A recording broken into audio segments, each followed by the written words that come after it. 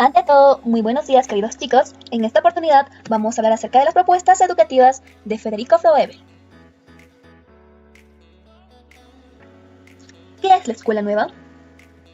El término escuela nueva se refiere a todo un conjunto de principios que surgen a finales del siglo XIX y se consolidan en el primer tercio del siglo XX como alternativa a la enseñanza tradicional.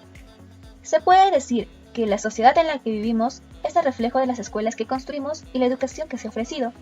Esta tiene que ir evolucionando al mismo ritmo en lo que lo hace la sociedad y su gente. ¿Cómo se fundó la escuela nueva?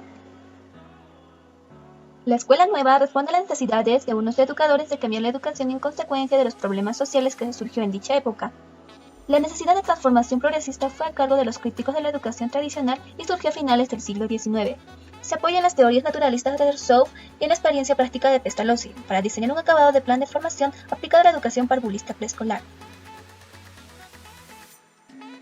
Biografía de Augusto Guillermo Federico Froebel. Federico Froebel fue un educador. Nació en Turingia, Alemania, el 21 de abril de 1782. Fue el menor de 6 hermanos. Su padre era pastor protestante y su madre murió a los 9 meses de haber nacido. En el verano de 1797, su padre lo manda a aprender el oficio de guardabosques y aprender de la naturaleza. Se convierte en la prioridad de su vida.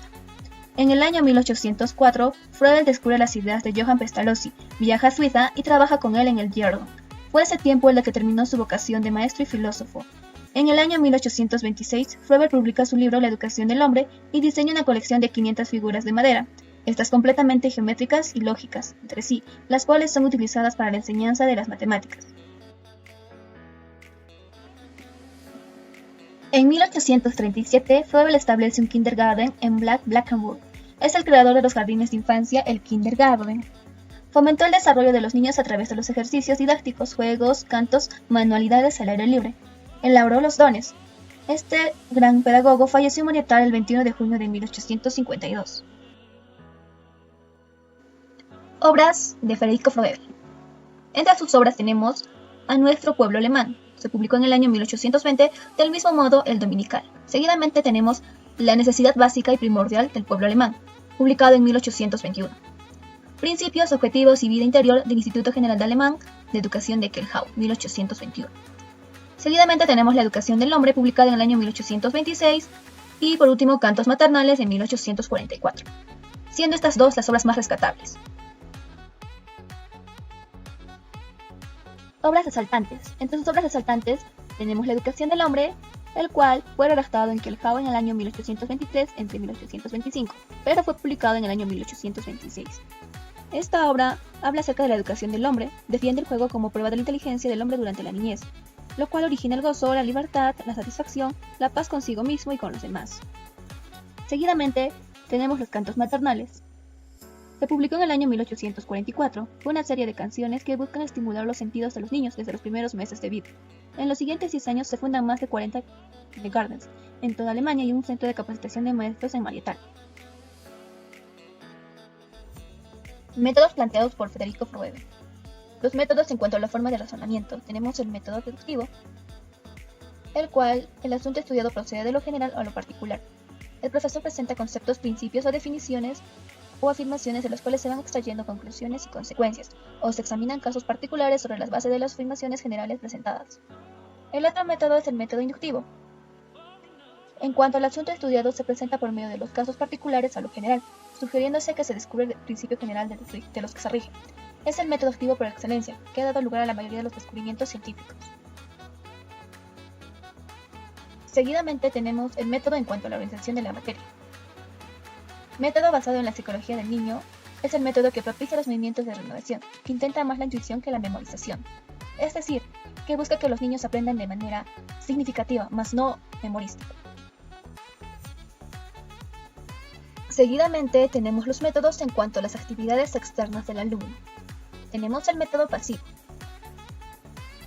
Cuando se acentúa la actividad del profesor, permaneciendo los alumnos en forma pasiva, es decir, mediante las exposiciones, preguntas, dictados, etc. Seguidamente tenemos el método activo. Cuando se cuenta con la participación del alumno y el mismo método y sus actividades son lo que logra la motivación del alumno. Todas las técnicas de enseñanza pueden convertirse en actividades mientras el profesor se convierte en el orientador del aprendizaje. Prácticamente el docente es el guía del alumno. Aportes. El Kindergarten. Esta institución no fue aceptada en Alemania, mas en Estados Unidos tuvo una inclinación favorable. El juego como método de aprendizaje. Esto se hizo para desarrollar las habilidades cognitivas del alumno. Escuela de formación para docentes. Quien tenía que impartir información debía ser una persona especializada. La educación debe favorecer y no contradecir a las inclinaciones del niño, es decir, que el niño era libre de tomar sus propias decisiones. Eso sí, no confundan con el libertinaje. Los dones de Froebel. Los dones o regalos eran un conjunto de juegos hechos a base de madera. Eran de distintas formas, tamaños y colores. Esto servía para desarrollar el aprendizaje del niño de diversas disciplinas a través del juego. Tenemos el primer don, el cual es la pelota. Era la primera forma corpórea universal con la que el niño toma contacto. El segundo don está formado por la bola, el cilindro y el cubo. Tenemos el tercer don. Es el cubo dividido en 8 cubos iguales, con esto los niños jugaban a deshacer y descomponer. El cuarto don es el cubo dividido en 8 ladrilleras iguales. Se aprende hasta que el niño se inicie con el conocimiento de las dimensiones, el lenguaje métrico y la formación de figuras geométricas. Seguidamente tenemos el quinto don, el cual introduce la forma triangular con el cubo seccionado por las diagonales y permite la construcción de formas más completas. El sexto don corresponde al cubo dividido en 27 ladrillos. Este grupo de elementos iguales se asemeja a los sistemas arquitectónicos modulares, mediante los cuales se puede construir órdenes, hileras, columnatas, etc. Cabe recalcar que existen más dones, pero lamentablemente Froebel falleció y fueron sus discípulos quienes se encargaron de aplicarlos. Pero eso lo vamos a mencionar estos 6 dones. Principios pedagógicos. El paidocentrismo. El niño es el eje de todo proceso educativo, es decir, el niño es el factor principal para que se dé la educación. Se concibe por primera vez a la infancia como una etapa con características propias. Seguidamente tenemos el naturalismo. Es la relación entre educación y naturaleza, niño como ser natural y naturaleza como recurso. Seguidamente el activismo, precursor de la escuela activa, importancia de la autoactividad para mejorar el desarrollo del niño. Propuestas educativas froebelianas. El estudiante debe ser tratado de acuerdo con su dignidad y dentro de un clima de entendimiento y de libertad. El profesor está obligado a respetar al discípulo en toda su integridad. El educador debe manifestarse como un guía experimentado y un amigo fiel que con su mano flexible, pero firme, guía al discípulo. El maestro debe conocer los diferentes grados de desarrollo del hombre para llevar a cabo su tarea con éxito. En las etapas de desarrollo se encuentran la infancia, la niñez, la pubertad, la juventud y la madurez.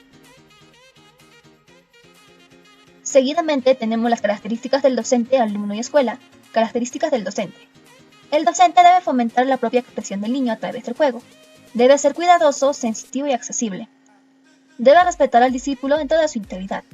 Debe manifestarse como un amigo fiel, un guía experimentado.